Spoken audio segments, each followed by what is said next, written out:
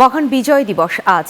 দিনটি উপলক্ষে সাভারের জাতীয় স্মৃতিসৌধে জাতির শ্রেষ্ঠ সন্তানদের বিনম্র শ্রদ্ধা জানিয়েছে গোটা জাতি।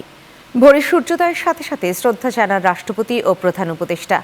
এ সময় কিছুক্ষণ নীরবে দাঁড়িয়ে মুক্তিযুদ্ধে জীবন উৎসর্গকারী বীর সেনানীদের প্রতি সম্মান জানান তারা। এরপরই শ্রদ্ধা জানাতে ঢল নামে বিভিন্ন রাজনৈতিক দল, সামাজিক সাংস্কৃতিক সংগঠন সহ হাজারো মানুষের। বিস্তারিত ইশতিয়াক ইশতির প্রতিবেদনে।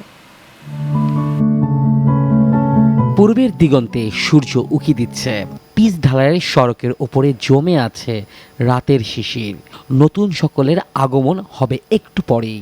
এমন সময় জাতীয় স্মৃতিসৌধে প্রবেশ করেন রাষ্ট্রপতি মোহাম্মদ শাহাবুদ্দিন। এরপরে জাতীয় স্মৃতিসৌধের বেদিতে ফুল দেন তিনি।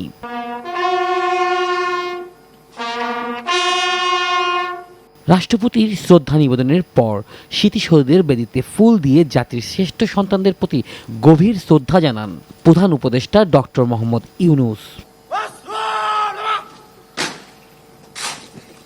তারপরে সর্বসাধারণের জন্য উন্মুক্ত করে দেওয়া হয় স্মৃতিসৌধ। আর এ সময়ে বিভিন্ন দল ও সামাজিক ও সাংস্কৃতিক সংগঠনগুলো ফুল দিয়ে শ্রদ্ধা জানান শহীদদের। এ সময় বিএনপির মির্জা আব্বাস, আমানুল্লাহ আহমদ সহ একাধিক নেতাকর্মী বিএনপির পক্ষে ফুল দেন জাতীয় স্মৃতিসৌধে। আমি স্মরণ করছি শহীদ রাষ্ট্রপতি জিয়াউর রহমানকে, যিনি স্বাধীনতার ঘোষণা দিয়েছিলেন, স্বাধীনতার ময়দানে যুদ্ধে লড়েছিলেন। আমি তাকে আজকে স্মরণ করছি।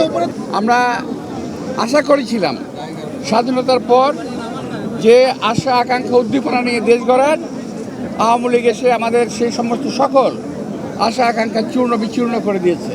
আপনারা সবাই দেশনেত্রী বেগম খালেদা জিয়ার জন্য দোয়া করবেন, আমাদের নেতা তারেক রহমানের জন্য দোয়া করবেন। তিনি আসছেন আগামী 25 তারিখ। জাতীয় স্মৃতিসৌধে ফুল দিয়ে শ্রদ্ধা জানান এনসিপির শীর্ষ নেতা নাহিদ সার্জিস সহ একাধিক নেতাকর্মীরা।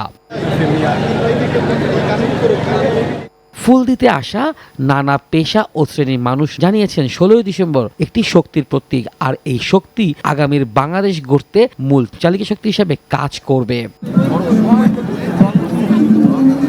ইশতিয়াক ইশতি, চ্যানেল 9, ঢাকা।